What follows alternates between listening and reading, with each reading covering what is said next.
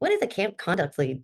The camp conduct lead could be a returning camper and someone who is the lead of a project on the second level of leadership. This person takes in accountability reports about the leadership level. So if there's an issue that's going on and campers have felt like they haven't been able to voice it because of that person's position of power, the camp conduct lead is there to be the liaison for the camp.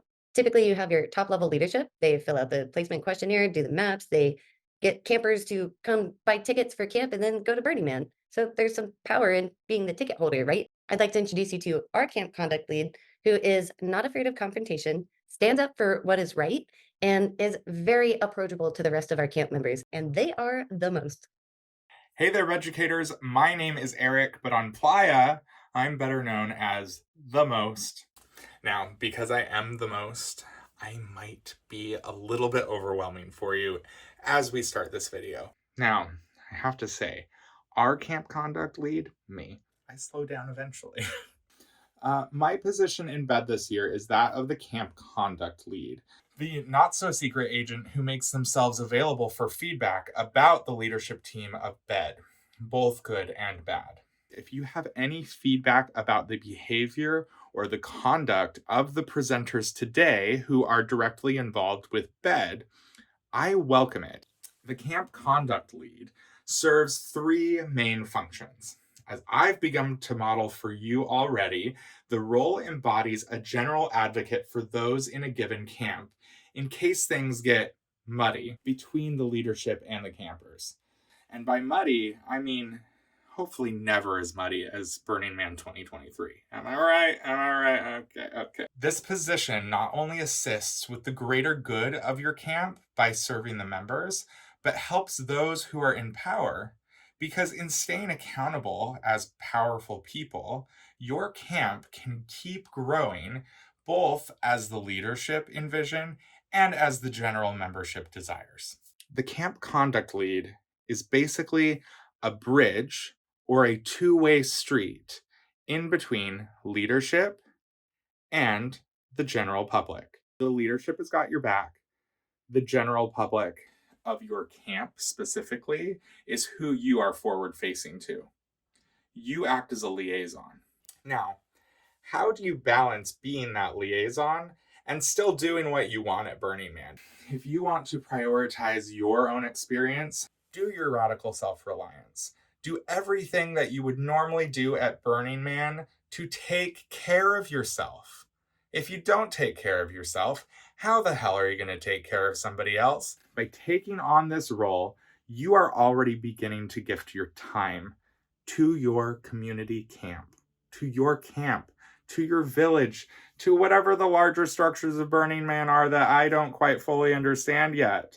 But you can only create the biggest, most wonderful, bright version if you prioritize yourself first. And finally, communal effort. When you find yourself overwhelmed, because you will, because you are human, you assign small tasks to willing volunteers when you're overwhelmed, and you communicate clearly to your superiors, really your peers in the leadership team, to let them know how they can support you. Everyone should be grateful to have someone in this position. And if they're not, that can't be your worry. You just have to do the best that you can and rely on those who are willing to help you enthusiastically. Now that brings us back to the principles of consent that you have learned in your BEDucator training. The model of Fry's is that consent is freely given, reversible, informed, enthusiastic, and specific. All right? So I want you to take a second to reflect. Could you embody your current role in a freely given way and embrace radical self-reliance? I don't know about you, but a lot of things have to be in place for me to be able to volunteer in this capacity. All right? And they have lined up for me. So let's make it easier. How can you freely give and ask for people to give you what you need? Like we talked about, ask for the gift in order to receive. I want to give you 60 seconds to finish off this talk to think about who could fill this role in your organization, because I may have just inspired you to want to fill the role. You might not be the right fit, but just hang on.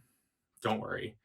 If you have someone who has fulfilled these types of duties in a role before, but has to move away from that role or those duties, they're probably going to have a good idea of who can replace them as they move away from their role and these duties.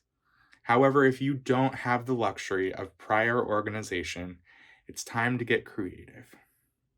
And you, my friend, are a burner. The most creative people I know are burners. And I, the most, am a burner. I got you. Oh, yeah.